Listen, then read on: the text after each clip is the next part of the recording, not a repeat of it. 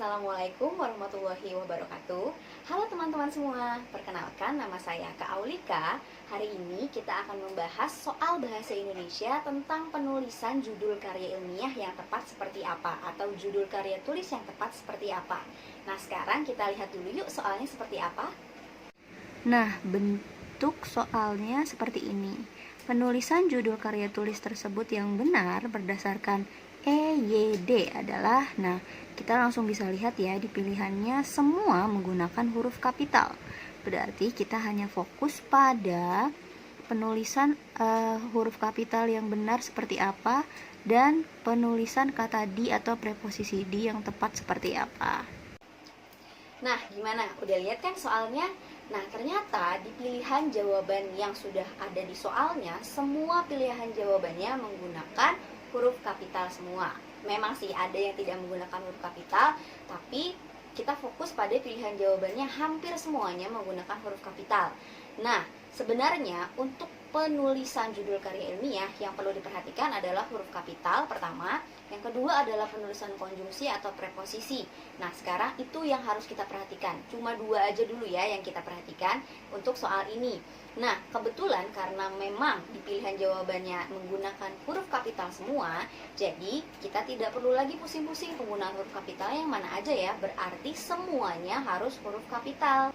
Tapi berarti kita langsung tahu nih pilihan A sama pilihan B itu kurang tepat atau bisa kita bilang salah. Kenapa? Di pilihan A kita lihat penulisan preposisi di menggunakan huruf non kapital, sedangkan semua kata-kata yaitu penggunaan bahasa Indonesia di kalangan pejabat itu semuanya menggunakan huruf kapital, hanya preposisi di saja yang tidak menggunakan huruf kapital. Nah, untuk judul karya ilmiah atau judul karya tulis, kalau memang semuanya menggunakan huruf kapital, berarti semuanya harus diseragamkan menggunakan huruf kapital. Nah, berarti di pilihan A udah salah nih, bisa kita coret.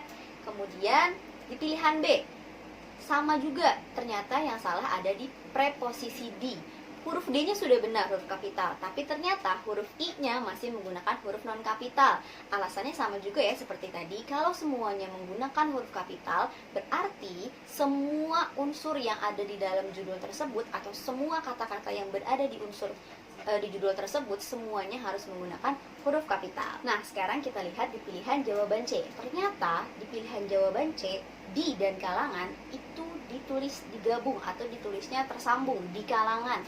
Nah, padahal untuk penulisan preposisi di kalangan pejabat itu menunjukkan sebuah lokasi atau sebuah tempat, walaupun tempatnya bukan seperti sekolah, rumah, teras, seperti itu. Nah, ini kalangan pejabat itu juga menunjukkan sesuatu atau menunjukkan sebuah tempat. Berbeda penulisannya jika preposisi di digabung dengan kata kerja. Misalnya, di makan, di cuci, itu penulisannya digabung. Nah, sedangkan kata kalangan itu adalah bukan kata kerja. Nah, jadi di sini seharusnya di kalangan itu bukan digabung, penulisannya bukan digabung tapi dipisah, di spasi kalangan. Berarti pilihan jawaban C juga kurang tepat, bisa kita buang.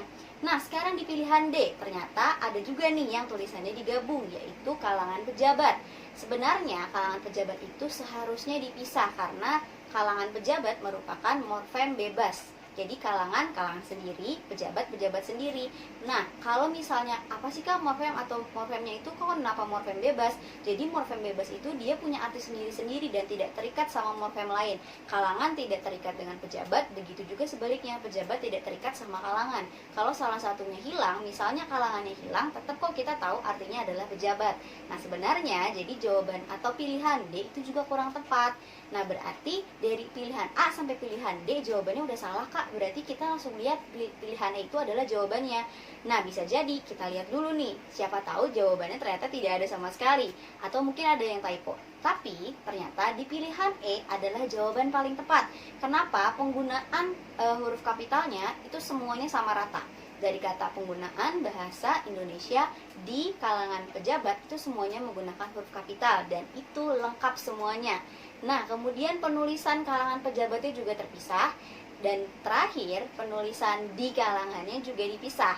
Jadi penulisan judul karya ilmiah yang paling tepat adanya di pilihan E, yang semuanya menggunakan huruf kapital. Penggunaan preposisi di itu terpisah dengan kata kalangan. Kemudian kalangan pejabatnya juga terpisah karena dia termasuk morfem bebas.